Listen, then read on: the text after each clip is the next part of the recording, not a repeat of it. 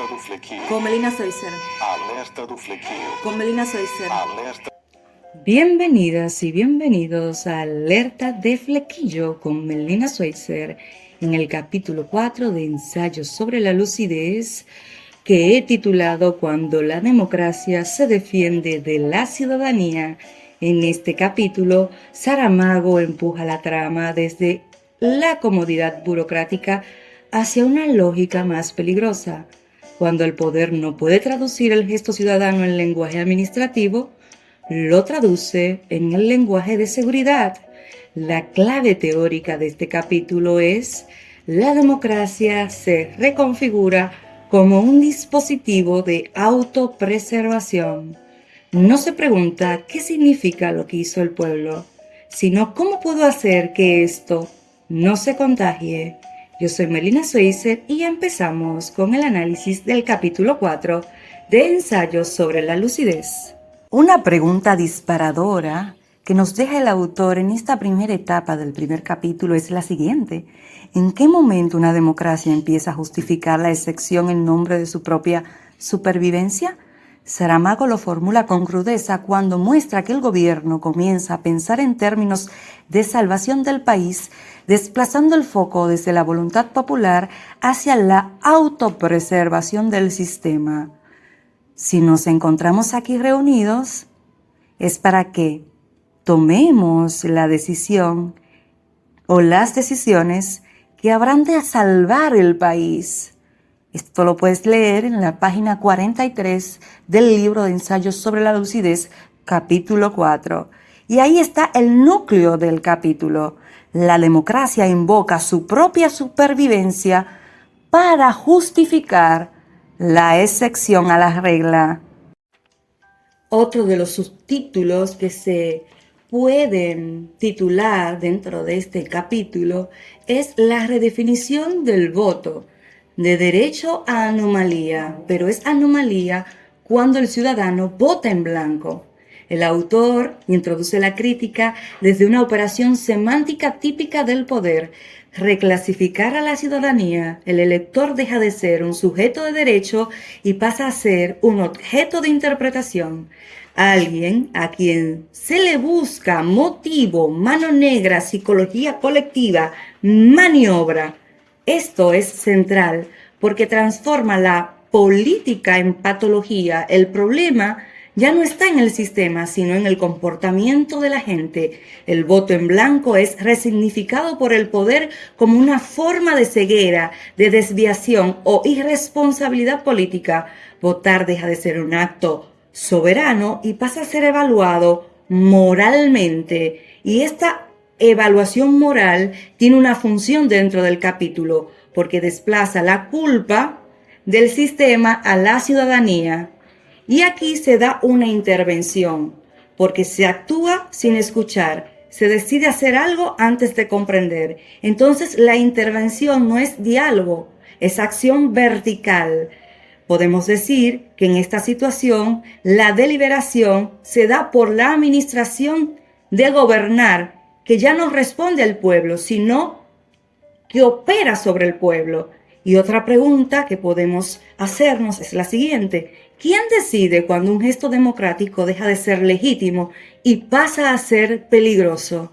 ¿Quién lo decide? Responda usted en los comentarios y continuamos. Otro de los tópicos que podemos encontrar en este capítulo es la grieta interna del poder. La lucidez, es decir, el pensamiento crítico versus la obediencia, que en términos militares sería obediencia debida. En este ítem, el autor muestra un mecanismo que en comunicación política es de manual.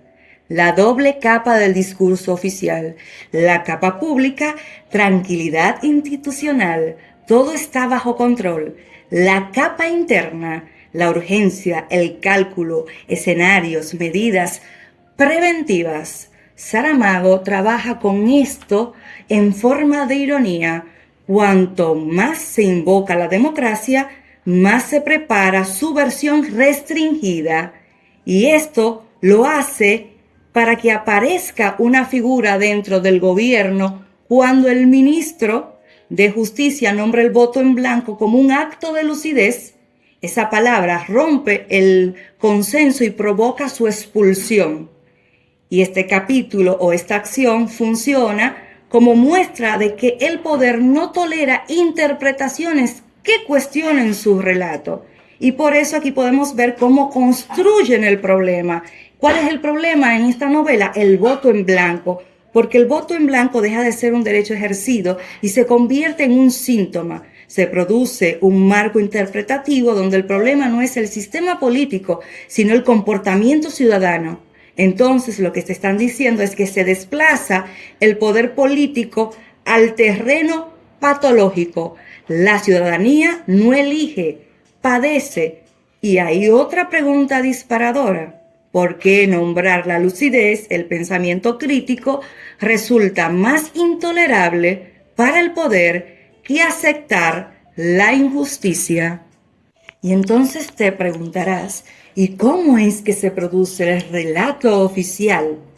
Y aquí es que el autor nos pasa a dar una clase de filosofía política narrada en forma de novela.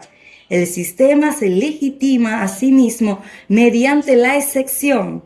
No se presenta como represión, sino como cuidado para protegerte, para garantizarte, para evitarte un problema. El punto incisivo de Saramago es que la excepción no aparece porque haya violencia, sino porque hay pensamiento crítico, porque se cuestiona.